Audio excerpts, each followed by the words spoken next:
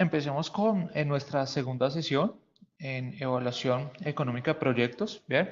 Y habíamos abarcado algunas temáticas sobre costos, costos marginales, ingresos marginales y si recordamos un poquito, habíamos hecho un ejercicio sobre elasticidades, cómo podríamos apoyarnos en la regresión, ¿cierto? Para estimar la elasticidad precio de la demanda cruzada ingreso, ¿sí?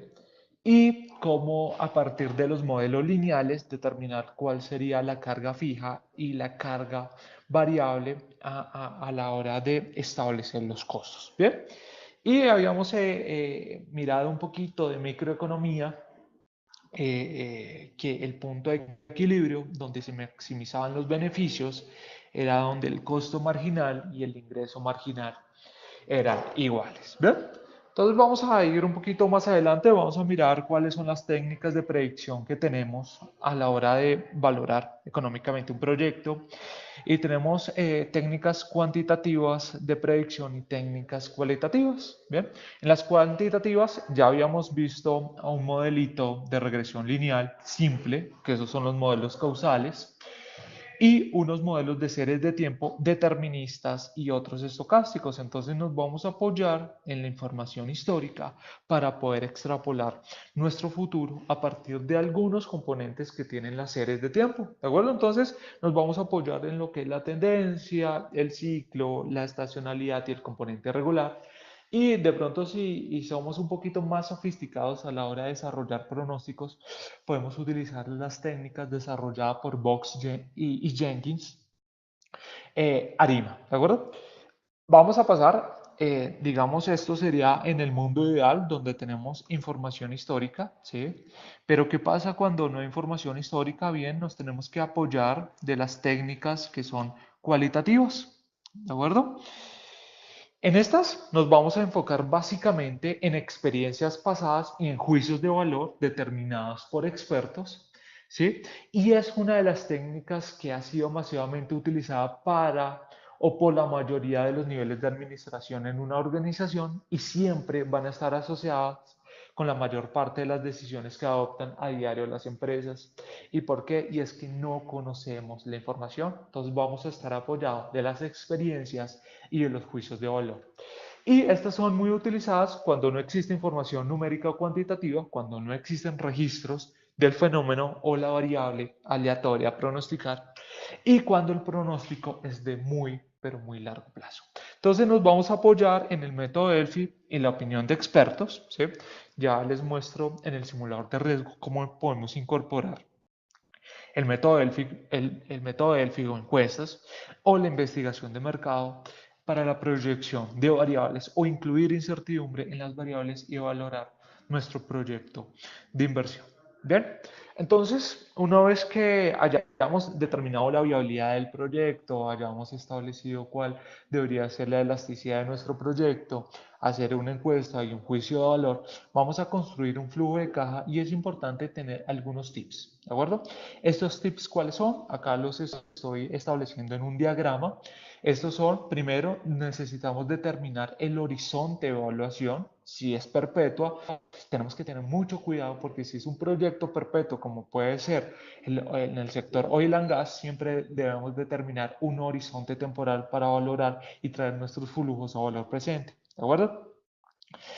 Vamos a tener unos ingresos y egresos afectados a impuestos, vamos a tener unos gastos no desembolsables, vamos a tener un cálculo del impuesto. Entonces, acuérdense que estos gastos no desembolsables son aquellos que no tienen ninguna salida de caja, como pueden ser las amortizaciones y las depreciaciones. Bien, vamos a calcular los impuestos, después vamos a ajustar otra vez los gastos no desembolsables y vamos a incluir algunos ingresos y egresos no afectados a impuestos.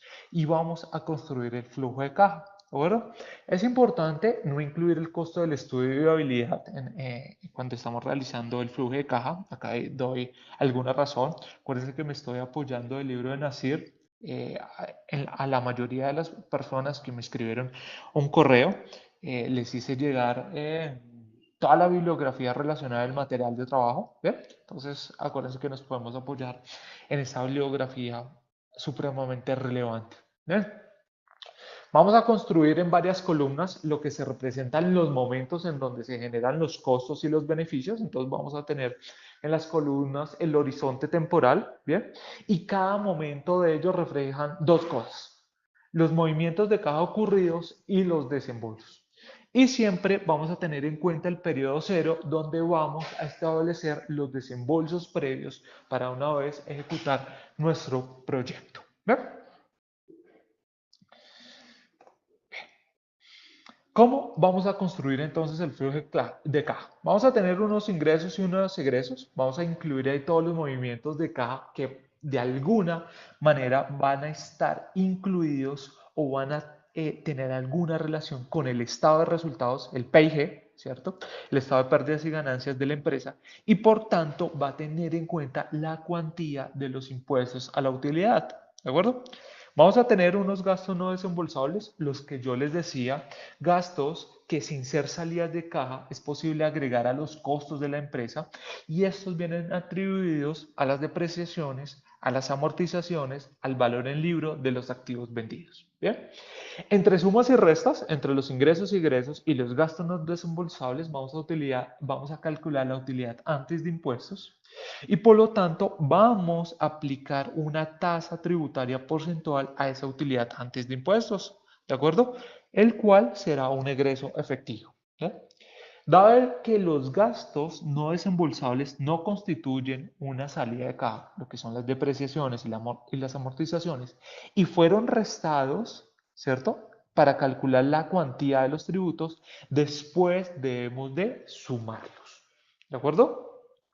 Y al final vamos a tener en los ingresos y egresos no afectados por impuestos, vamos a tener una vez un valor residual, ¿cierto? Vamos a tener un valor residual de nuestro proyecto, ¿de acuerdo? Vamos a mirar cómo se puede calcular este valor residual. Entonces, en este ejercicio vamos a tener estos supuestos, vamos a tener un precio de introducción de 100 pesos para los primeros 3 años, y después, en el cuarto año, vamos a establecer un precio de 110.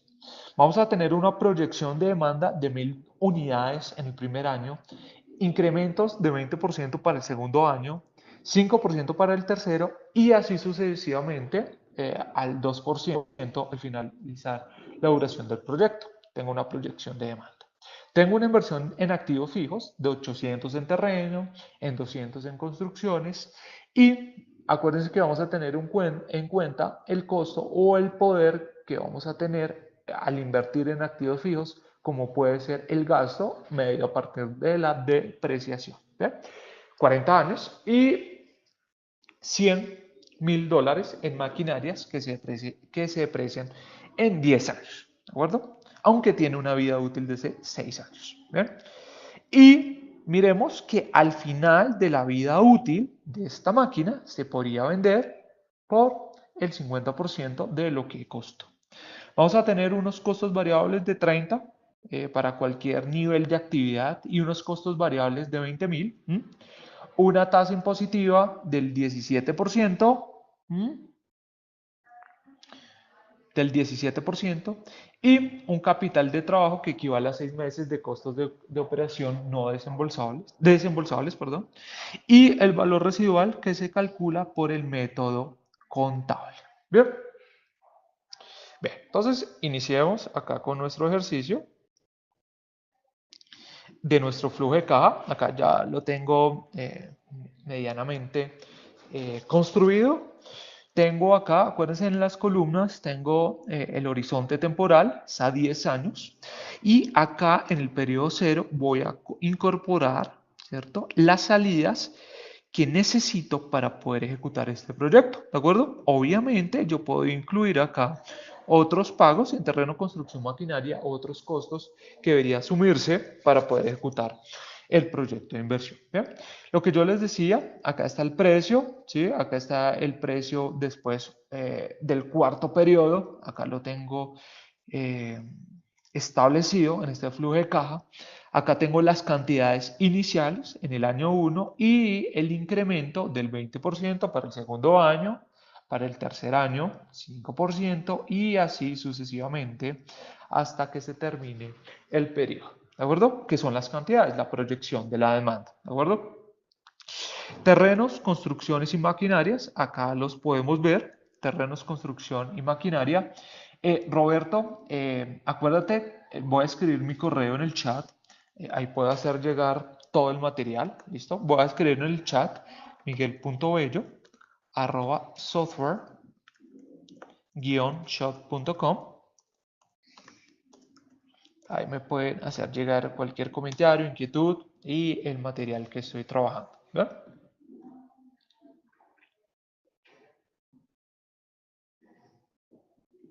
Perfecto. Bien. Bien, entonces vamos a mirar terrenos, construcción, maquinaria. Vamos a tener una depreciación. Acordemos que en las construcciones tenían una depreciación de 40 años. Perfecto, acá tengo la depreciación y la depreciación de maquinaria 10 años. La venta de los activos era el 50% de la maquinaria. El costo variable para cualquier nivel de actividad era 30, costos fijos 20.000, una tasa tributaria del 17%, un valor residual, ¿cierto?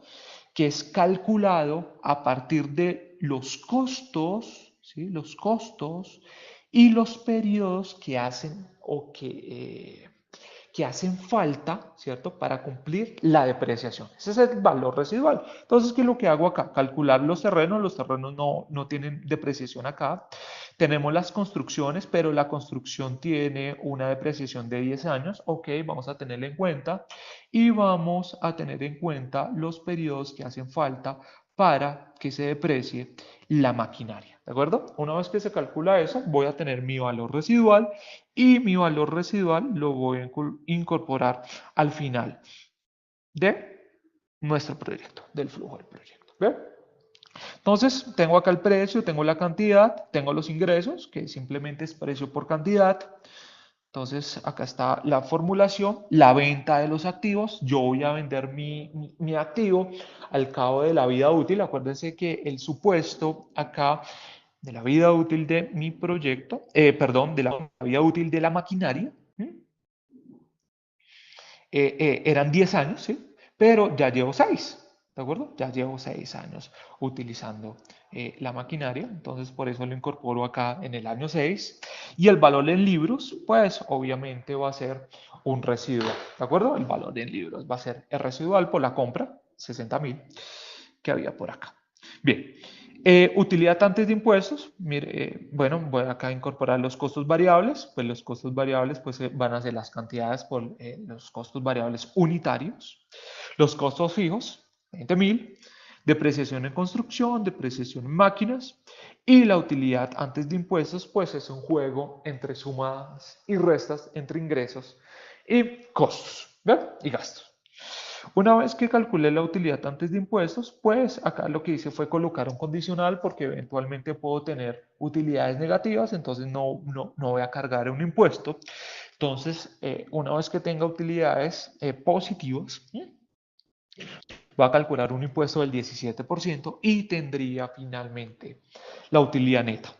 Y acordémonos que la depreciación, tanto en construcción como en maquinaria, es un gasto no desembolsable. Lo que hago es incorporarlo acá de nuevo para sumarlo e incluirlo acá. ¿De acuerdo? Aquí está. ¿Listo? Entonces, toca tener cuidado con eso.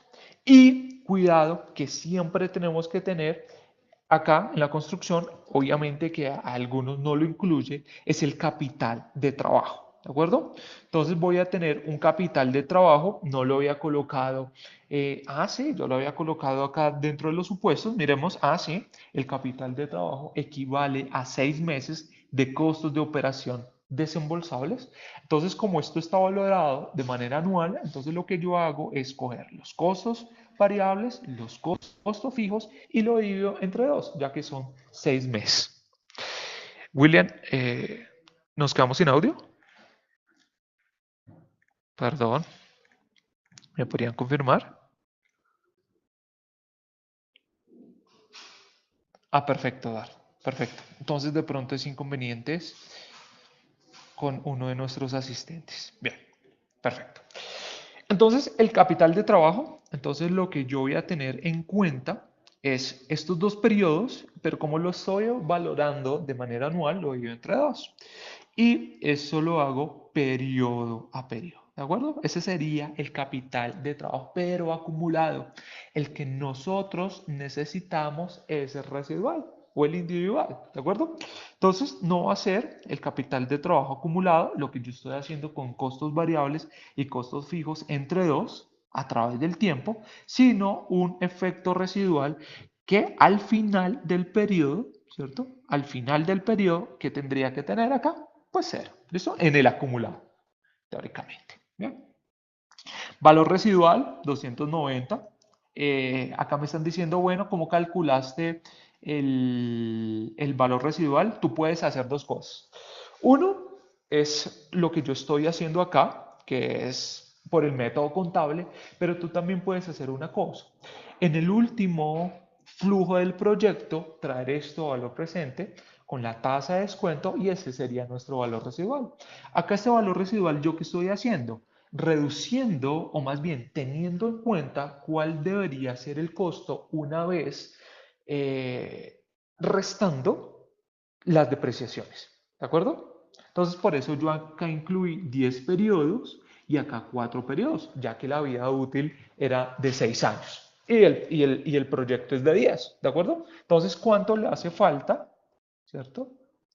De depreciación para poder cubrir el costo. ¿De acuerdo? Ese es el método contable y lo incluyo acá como valor residual.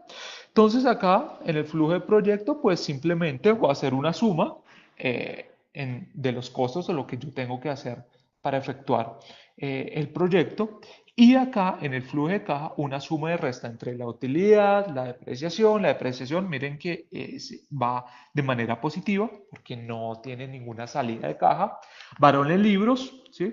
Y vamos a restar pues lo que tenemos acá. ¿De acuerdo? Entonces, acuérdense que es una suma y resta. Y así uno lo debe hacer para todos los periodos. Bien, una vez que yo haya calculado el flujo del proyecto, lo que tengo que hacer primero, a mí siempre me gusta ser muy organizado, es establecer cuáles son las entradas de dinero. ¿De acuerdo? Entonces voy a hacer un flujo de caja libre y voy a hacer un flujo para las inversiones. Roberto García, sí, lo vas a sumar acá al flujo, no a la utilidad, ¿de acuerdo? Acá está el flujo. Mira que acá tienes la utilidad antes de impuestos, pero como esto es no desembolsable, lo que hago es acá sumarlo en nuestro flujo del proyecto. Míralo, ¿de acuerdo? Ya que no es desembolsable. Y lo que voy a hacer acá es discriminar lo que son gastos y lo que son ingresos para traer todo esto a valor presente y ya les muestro para qué nos sirve. Entonces mira que acá tengo el flujo de caja libre, el flujo de caja libre, utilidad neta, ¿cierto? Más depreciación de maquinaria y de construcción, valor en libros y el valor residual. Eso es lo que le quedaría al proyecto. Y las inversiones, voy a incluir acá, de pronto hay unas inversiones, ¿cierto? Mire que acá hago una inversión de de 100.000 dólares, ya que la vida útil de la maquinaria terminó y ya llevaba 6 años utilizando, pues obviamente tengo que invertir en otra. Entonces acá lo que hago es una sumatoria de todo lo que tiene que ver relacionado con egresos del flujo, ¿de acuerdo? Del proyecto, ¿listo?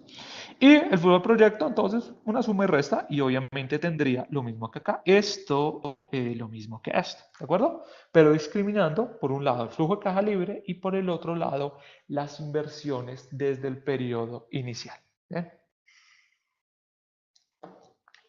Una vez que tenga esto, puedo utilizar algunas métricas utilizadas para determinar si voy o no voy con el proyecto. ¿De acuerdo? Primero, la TIR. La TIR que me va a determinar es la tasa a la cual el BPN se iguala a cero y vamos a determinar si un proyecto es viable económicamente cuando la TIR es mayor que la tasa de descuento, que esta tasa de descuento. Ya les muestro cómo determinamos esta tasa de descuento y es que acá solo lo estoy haciendo para el flujo del inversionista perdón, el flujo del proyecto, el flujo del inversionista tendría que tener en cuenta la deuda, ¿de acuerdo? Entonces, ya les muestro a partir del modelo de Capital Asset Pricing Model cómo puedo determinar la tasa de descuento adecuada para cualquier proyecto de inversión, ¿de acuerdo? Si cotiza o no cotiza en bolsa, ¿de acuerdo?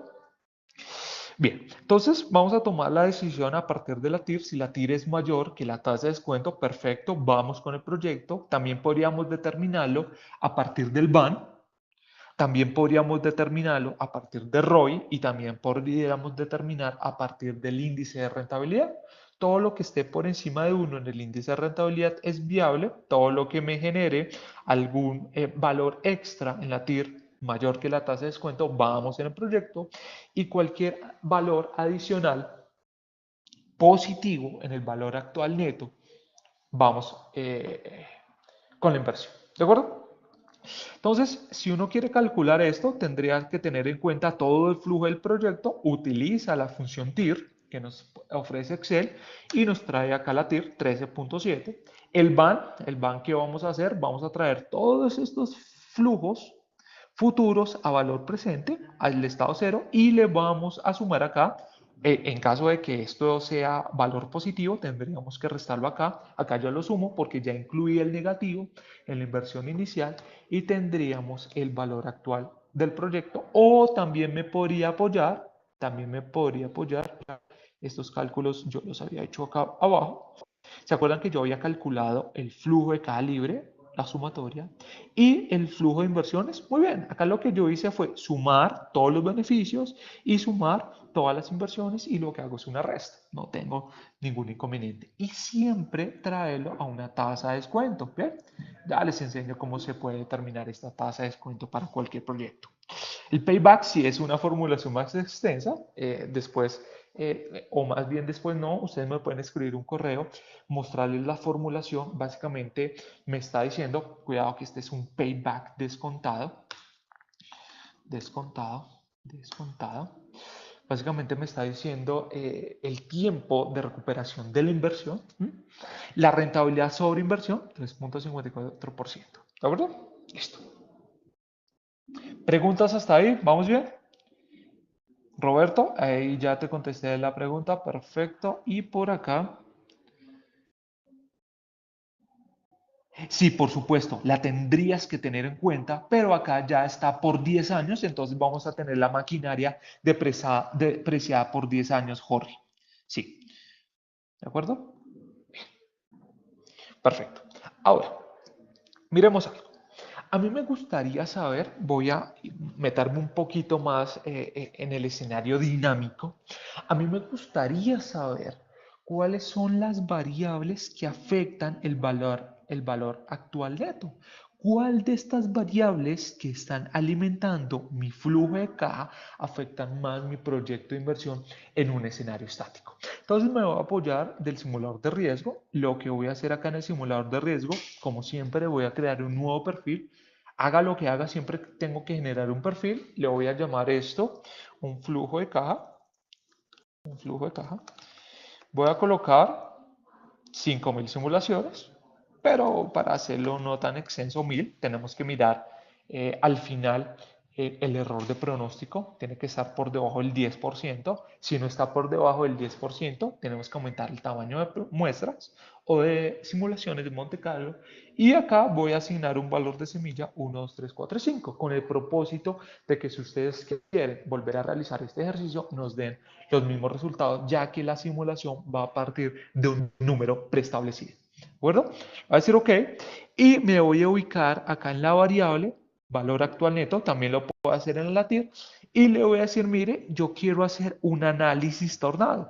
Quiero que me identifique a partir de un análisis de precedentes de las variables, cuáles son las variables que verdaderamente afectan el valor actual neto y que son susceptibles a la simulación de Monte Carlo. Ahora, entonces, por lo general, uno selecciona las 5 primeras variables. Acá lo que está es pensando, está yéndose así como si estuviera administrando o evaluando las fórmulas hacia atrás, determinando cuáles son los insumos con los cuales construimos el valor actual neto. Acá está identificando todas las variables, ¿de acuerdo?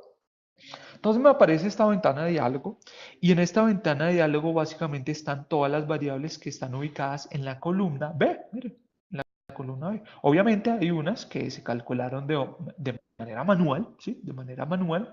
Sin embargo, acá tiene en cuenta todas las variables. Entonces, acá ¿qué está diciendo? Muy bien.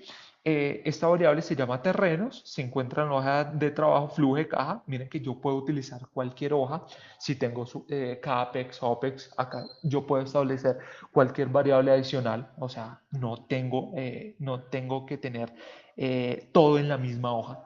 Todo sí lo tengo que tener en el mismo libro, ¿de acuerdo? Todo en el mismo libro de trabajo, eso sí lo tengo que hacer. La ubicación de la celda, el caso, el valor inicial con el cual uno arranca el flujo de caja. Y acá lo que yo estoy haciendo es hacer disminuciones o aumentos en las variables que son relevantes.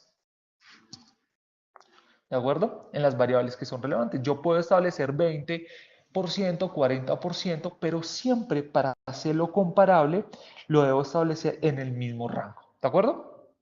No hay preguntas hasta ahí. ¿De acuerdo? Creo que no. Perfecto. Le voy a decir OK y me va a aparecer lo siguiente. Me va a aparecer el análisis de araña y el análisis tornado. ¿De acuerdo? El análisis de araña es un resumen lineal. ¿De acuerdo? A veces, cuando vayan a hacer este análisis, siempre arrancarlo con 10% y después incorporar en análisis 80%, porque a veces cuando hay altas variaciones, este análisis araña no es lineal, sería no lineal, ¿de acuerdo? Entonces, toca tener en cuenta, primero valorarlo al 10, después al 80 y mirar si es un comportamiento lineal o no lineal. Acá, ¿qué me está diciendo? ¿Cuáles son las variables? Acá me aparece un poco feo porque, digamos, para representar esto de manera gráfica debería colocar los nombres más pequeñitos o dejarlos en celdas para que sea gráficamente agradable. Sin embargo, acá me está diciendo cuáles son las variables más relevantes al proyecto. ¿De acuerdo? ¿Cuáles son las variables más relevantes? Las cantidades, el precio que tú establezcas en temas 4, la tasa de descuento, el precio que tú le incorpores al producto, el costo variable y la construcción. ¿De acuerdo? Estas son las variables que afectan de manera directa. Cuidado que miren que acá hay unos colores. Pasar de rojo a verde quiere decir una relación directa. Pasar de verde a rojo es una relación inversa. ¿Qué quiere decir eso? Que si las cantidades aumentan, el BPN aumenta.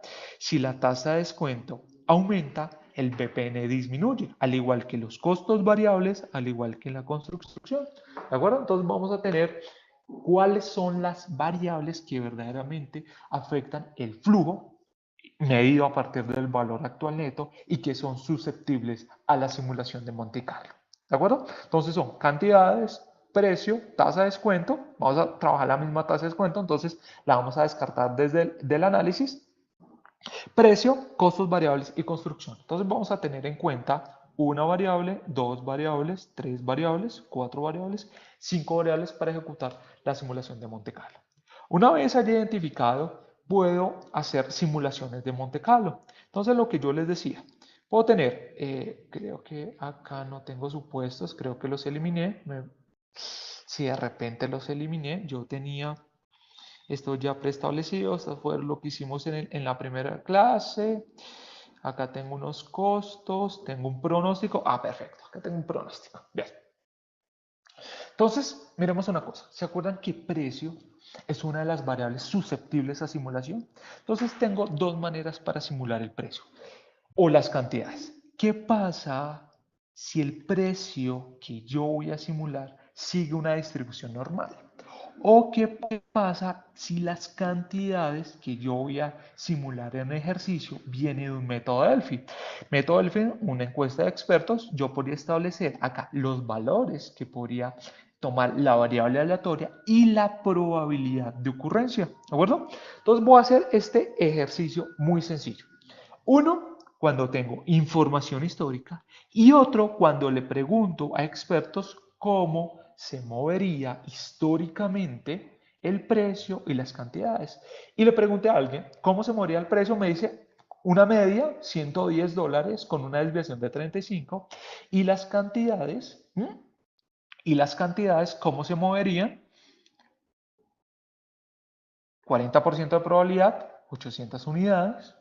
30% de probabilidad, 950 unidades. Una probabilidad de 30%, 1200. ¿Ven? Entonces, a partir de este ejercicio, voy a hacer lo siguiente. Cuando tengo información histórica, lo que yo le puedo decir acá al software es ajuste de distribución simple. Si tuviera más variables, le digo ajuste de distribución múltiple y tiene en cuenta la correlación que podrían existir entre las variables. Pero como solo es una variable, le digo ajuste de distribución simple, ¿cierto?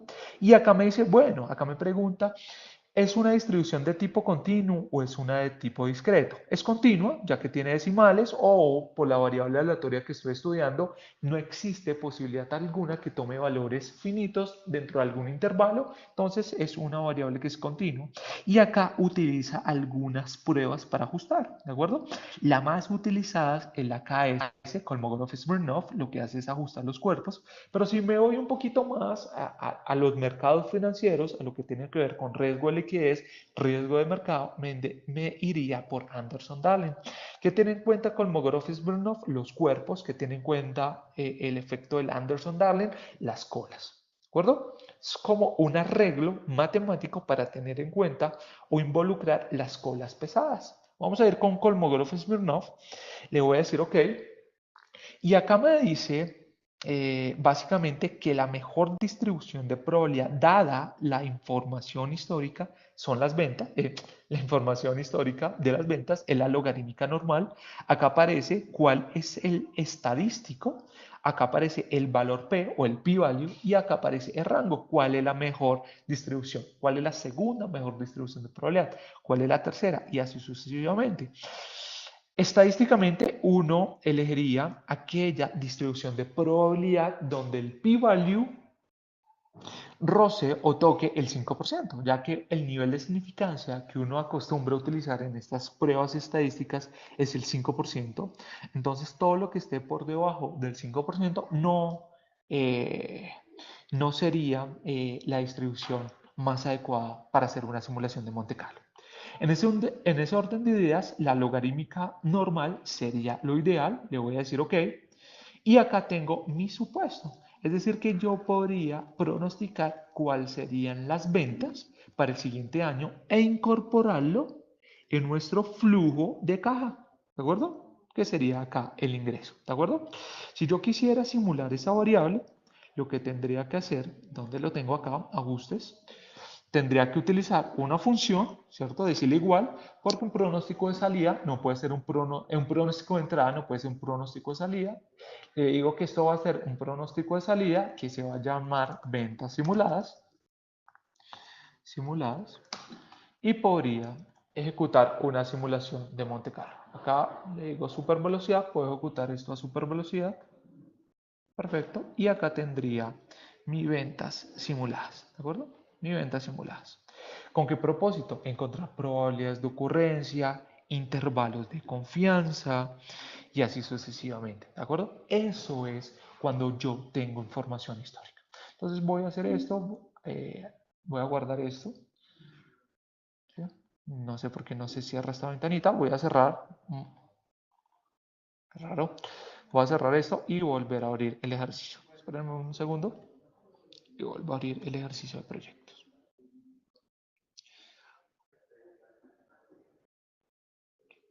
Perfecto. Bien. Ahora, ¿qué pasa cuando no tengo información histórica? Esto era en el escenario de que tengo información histórica, puedo hacer un ajuste de distribución, no tengo ningún inconveniente. Pero ¿qué pasa cuando no dispongo de información? ¿Cómo puedo apoyarme de esto? Entonces, le voy a dar clic acá. Miren que acá dije que se distribuía como una media y una desviación estándar para la variable precio, pero cuidado, todos diríamos, ¿qué distribución sería esto? Cuando sigo una media y una desviación estándar para una variable que es precio. ¿Qué distribución me aconsejaría?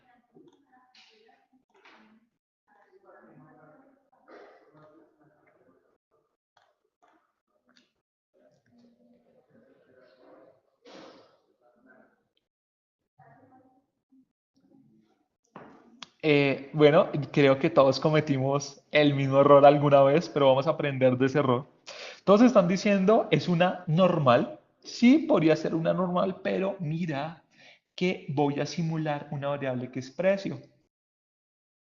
El precio, o más bien una distribución normal, acuérdense en las características, esa campanada es asintótica, mire, esto quiere decir que es asintótica. Entonces mira que existe la posibilidad de tener precios negativos y no, ¿bien? Entonces, ¿qué hago? Yo podría truncar una distribución, es decir, solo tomar estos valores teóricos o utilizar una distribución log normal, ¿de acuerdo? Entonces, cuidado, puedo utilizar la normal teniendo en cuenta que va a simular una variable precio, el precio no puede tomar valores positivos. En ese orden de ideas tendríamos que truncar la distribución de probabilidad, ¿m? O utilizar la log normal, ¿de acuerdo? Bien, perfecto. Entonces voy a hacer lo siguiente, voy a decirle supuesto de entrada, acá aparecen cerca de 45 distribuciones de probabilidad para variable aleatoria continua y variable aleatoria discreta. Acá aparecen las cuatro más utilizadas. La normal utiliza media y desviación estándar. La triangular, mínimo más probable y máximo. Uniforme, mínimo máximo. Y la personalizada, que es cuando no tengo información histórica y pregunto a expertos y hago una encuesta. O también se conoce como discreta, una distribución discreta. ¿Bien? Entonces lo voy a decir normal, voy a llamar esta variable precio y voy a vincular la media, acá está, y acá está la desviación estándar. ¿De acuerdo? Digo OK. Y acá ya tengo simulado el comportamiento del precio. ¿De acuerdo? Bien. Ahora, ¿cómo hago para asignar una distribución de probabilidad para cantidades? Bueno, entonces voy a hacer lo siguiente. Selecciono la información histórica, copio la tabla que tengo, la información acá con frecuencia relativa, me ubico donde quiero pegar el supuesto de entrada, le digo supuesto de entrada, le digo que es una distribución personalizada que se va a llamar cantidad y voy a crear una distribución a partir de lo que acabé de copiar. Le digo pegar, acá me aparece el pegue, grafico la distribución discreta, aplico para que se pueda graficar acá en esta ventana adicional, le digo cerrar y le digo acá OK. Y acá aparecen dos simulaciones. ¿De acuerdo?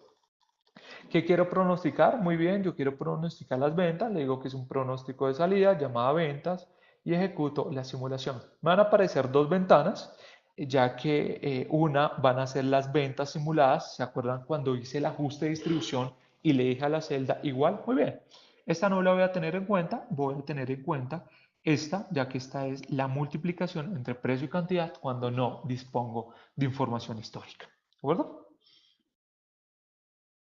Y tendré acá lo siguiente. Bien. Entonces, como les digo, este histograma de frecuencias o este histograma de la simulación para la variable ventas me servirá para dos cosas. Uno, generar intervalos de confianza. Yo podría decir que en el 95% o con un 95% de confianza, las ventas estarían entre 39.000 y 188.000. O si ustedes tienen algún tipo de objetivo, yo le podría decir, bueno, ¿cuál sería la probabilidad de tener ventas superiores a los $100.000? 54%. Tener ventas superiores a $150.000, 13%. Y así sucesivamente. Entonces miren que una de las bondades que me permite hacer la simulación de Monte Carlo es generar múltiples escenarios con el propósito de identificar probabilidades de ocurrencia y generar intervalos de confianza. ¿Ven? Ahora volvamos a nuestro flujo de caja. ¿Ven? Entonces, lo que voy a hacer, ya que encontramos las variables que son relevantes, cantidades, entonces yo le podría decir cantidades, supuesto de entrada, voy a asignar una triangular, voy a suponer acá algunos valores, 500, 1000, 1500, acá ya aparecen preestablecidos por defectos, pero yo le podría decir acá 800, le podría decir acá 1100 y le podría decir acá máximo 1200. Y acá tendría mi variable llamada cantidades. ¿De acuerdo? Ok. Y acá todo el flujo de caja se convierte de un escenario determinista a un estático a uno totalmente estocástico determinado por eventos que son inciertos y afectado por las variables que son relevantes para nuestro valor actual neto. Vamos con la siguiente, que es el precio. Entonces, el precio le voy a decir que es una uniforme, que el precio puede tomar valores de 80 y como máximo 120.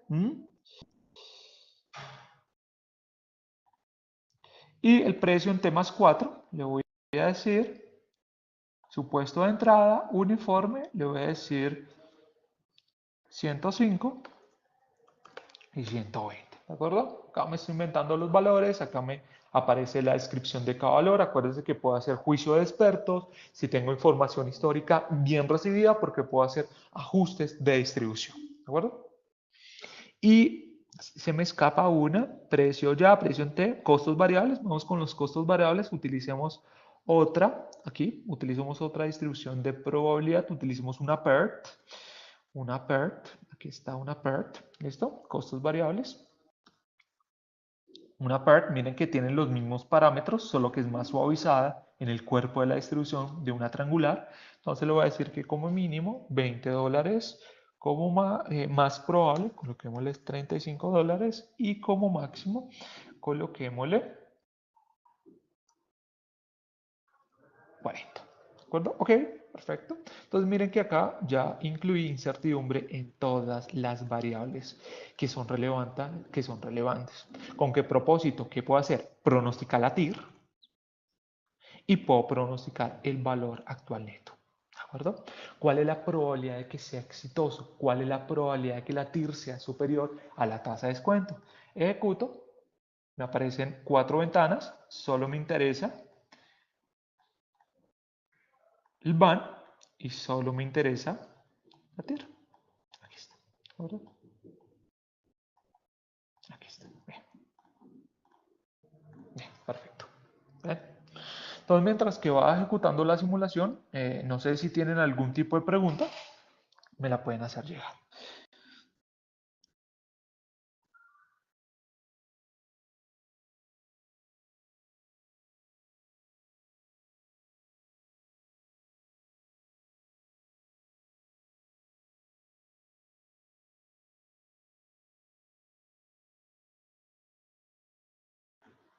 Acá simulé 1000 escenarios, pero acuérdense que siempre tenemos que tener en cuenta este error de pronóstico. Este error de pronóstico siempre tiene que estar por debajo del 10, ¿de acuerdo? Si no está por debajo de 10, ¿qué vamos a hacer? Aumentar el tamaño de muestra. ¿Listo? El tamaño de simulaciones. Bien. Acá me dice, los supuestos de entrada pueden tener más variables que las del tornado. Por supuesto, tú puedes incluir todas, Roberto. Sin embargo, el análisis tornado te identifica cuáles son los drivers. ¿Listo? Estos son los drivers. ¿Cuáles son las variables que más afectan tu valor actual neto? ¿Con qué propósito? Simular.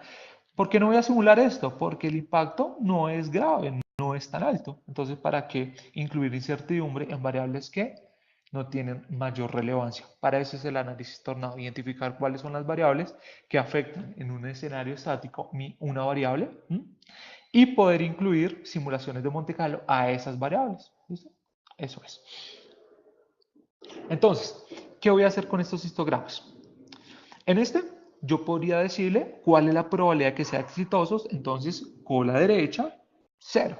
¿Cuál es la probabilidad de que el BAN sea mayor que 0? 63%. O podría hacer el mismo análisis. ¿Cuál es la probabilidad de que la TIR sea mayor o igual al 13%? Ya que es mi tasa de descuento. Exactamente los mismos valores. Miren. 63.90, 63.90. Yo puedo determinar la viabilidad de un proyecto de manera económica, ¿no? A partir del BAN mayor que 0 o decirle cuál es la probabilidad de que la TIR sea mayor al 13%. ¿Ve? Yo podría hacer esto. Ahora, ¿yo cómo puedo determinar qué porcentaje de probabilidad? Acá, ¿qué me estás diciendo? Carlos Roa me está diciendo qué porcentaje de probabilidad es significativo con estos resultados. Acuérdate que acá hay algo que se llama precisión del error al 95%. Tú te puedes equivocar ya que es estadística. Tú puedes determinar este error de precisión, imaginemos que es una normal, acuérdate que esto tú lo tienes al 95%, ¿cierto? Acá tú tienes 2.5%, acá tú tienes 2.5%, que esto se conoce como un nivel de significancia del 5%, lo que se conoce como error tipo 1. ¿Listo?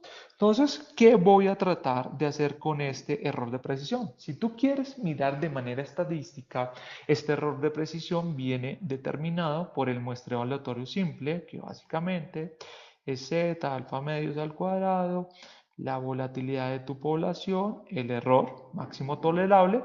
Si tú despejas esto, tendrías lo siguiente, tendrías esto. ¿Y esto cómo se llama en estadística inferencial? ¿Mm? Error de estimación. ¿De acuerdo? Entonces, si tú quieres este error de estimación lo más pequeñito posible, ¿qué tienes que hacer? Aumentar el tamaño de la muestra. ¿De acuerdo? Lo tendríamos que hacer. ¿Bien? Así es como se calcula. ¿Bien? Si tú quieres mirar cómo se calcula, bien, voy a hacer lo siguiente. Voy a crear una tabla estadística del pronóstico. Quiero solo para la TIR. Quiero la media, algunos percentiles. Ok. Bien. Entonces, mira que este valor que voy a calcular a continuación, este error de precisión, se calcula de la siguiente manera. Z alfa medios, pues esto viene de una inversa de la distribución normal estándar al 5%, ¿cierto? Entonces 1.645, o si lo quiero positivo, pues 95%, ¿bien? Mentiras, son dos colas, 97.5, ¿listo? Entonces sería esto, ¿cierto? Voy a colocarlo acá bien bonito, esto por la desviación estándar. Todo esto dividido sobre la raíz de n, mil simulaciones, y todo esto dividido entre el valor promedio. ¿Listo? Y acá tienes tu valor estadístico. Ahora, esto para acá. Esto se calcula así. ¿Listo? Contesté tu pregunta, Carlos.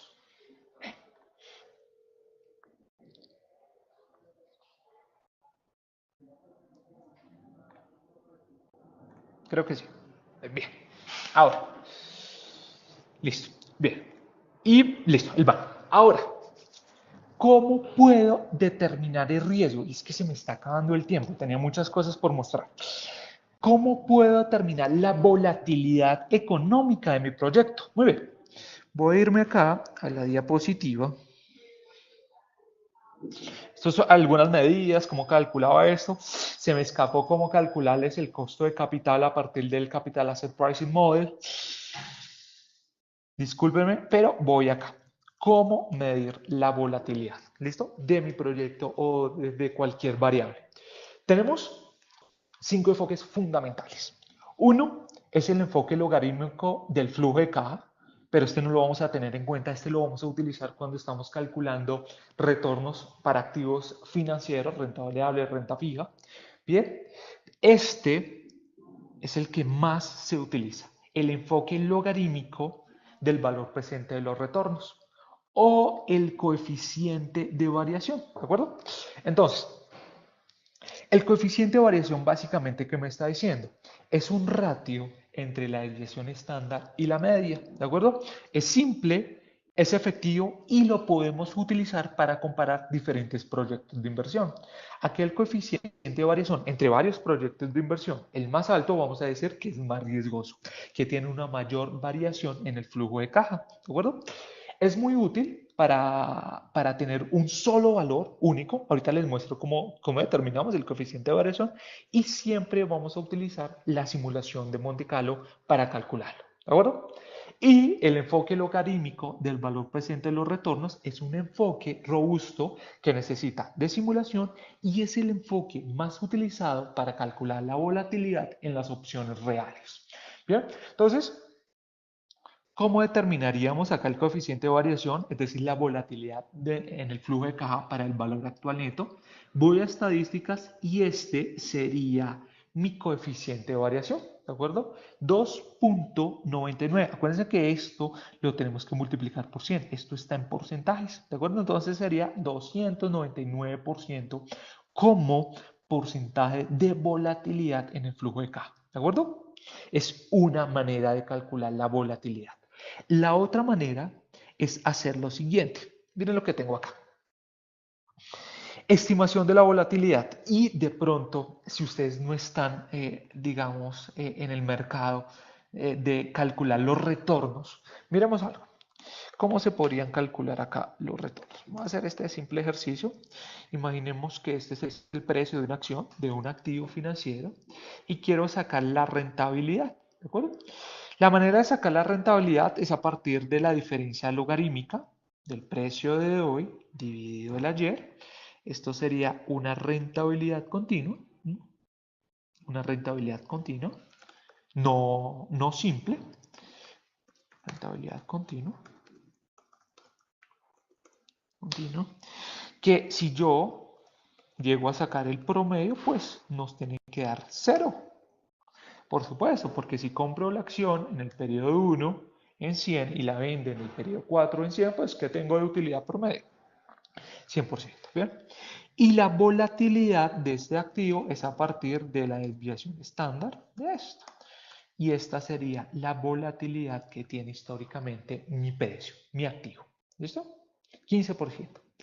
Si yo traslado esto en un proyecto de inversión, en un flujo de caja, en una valoración de proyectos, miren lo que estoy haciendo. Estoy teniendo en cuenta el flujo de caja libre, es decir, los ingresos, y lo traigo a una tasa de descuento. ¿Qué tasa de descuento?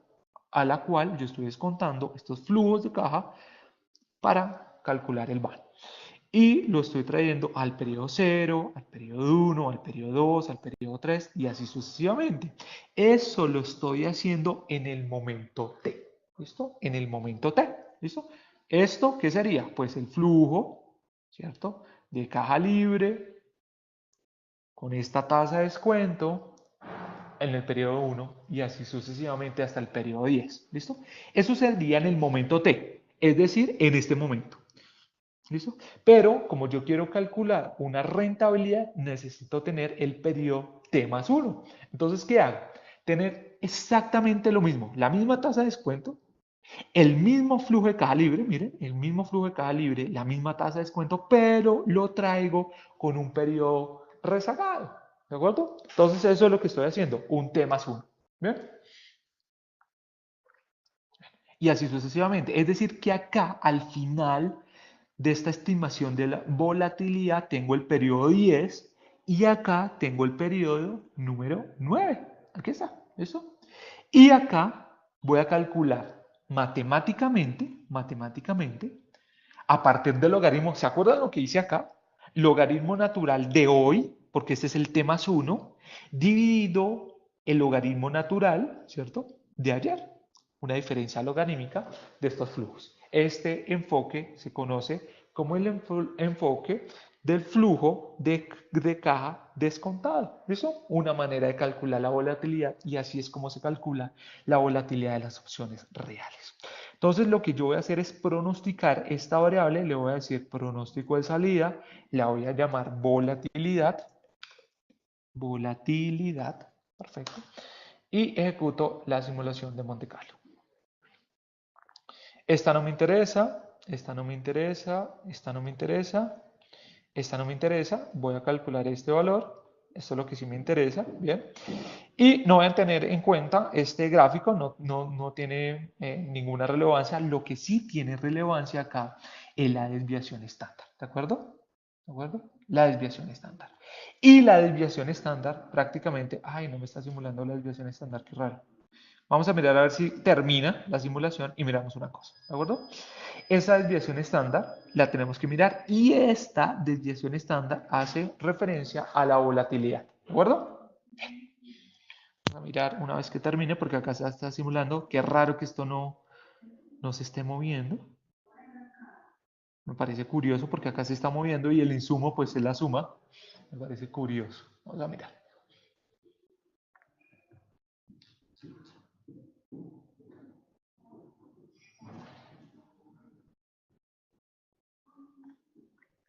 Vamos a mirar una cosa. Aquí.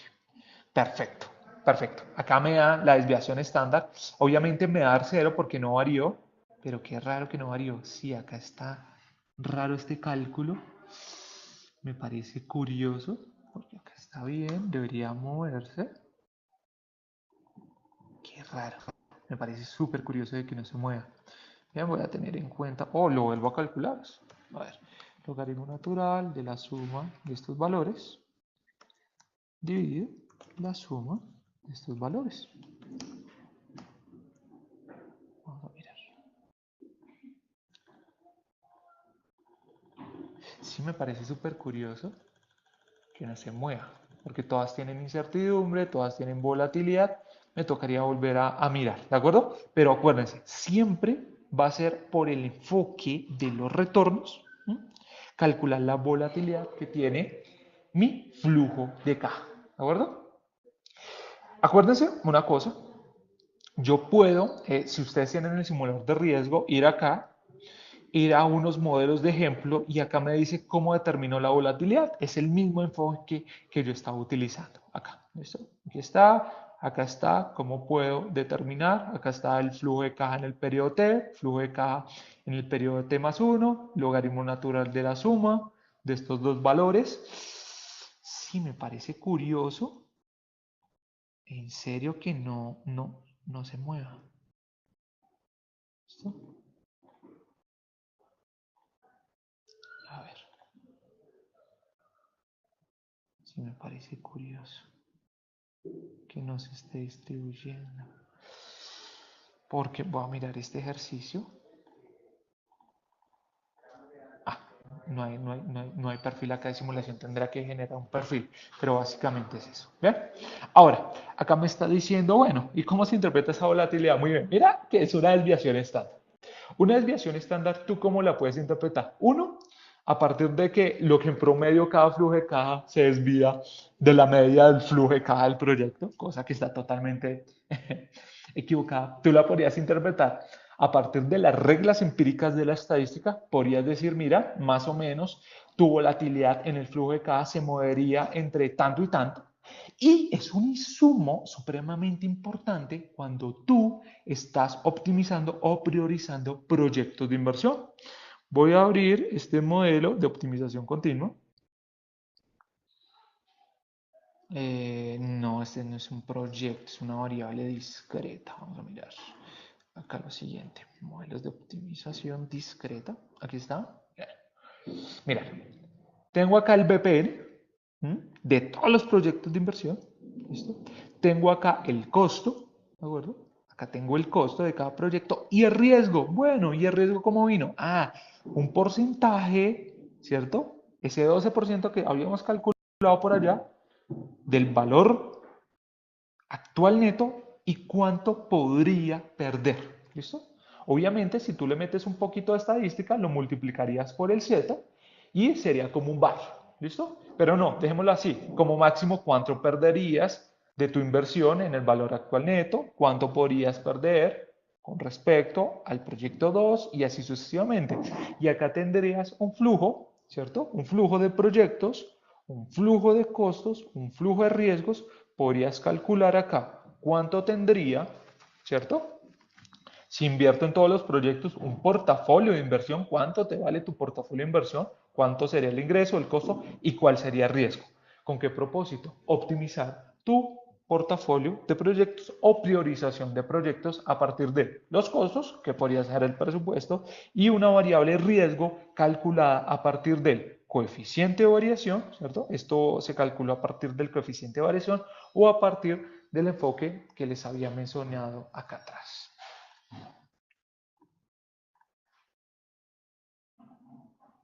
Este enfoque. ¿Listo? Esos serían los insumos, ¿de acuerdo? Bien. Entonces, aquí terminamos por hoy. Espero que les les haya gustado esta segunda sesión. Obviamente se me escaparon muchos temas. Se me escapó el Capital Asset Pricing Model, se me escapó el análisis de sensibilidad dinámico y el análisis de escenario. Próximamente haré un webcast, yo creo que 2 meses, un mes, haré un webcast sobre cómo incorporar el análisis de sensibilidad dinámico y el análisis de escenarios, ya que acuérdense que tenemos programado una sesión, eh, una línea en nuestra sección de proyectos, una línea completa de 8 participaciones, ¿de acuerdo? Entonces, acuérdense, escribirme un correo para hacer llegar ese material, es miguel.bello, lo estoy escribiendo en el chat, @software-shop.com, ¿de acuerdo? Ahí me pueden hacer llegar sus inquietudes y el material de trabajo. Voy a guardar este material de trabajo aquí y aquí lo dejo. ¿Eh?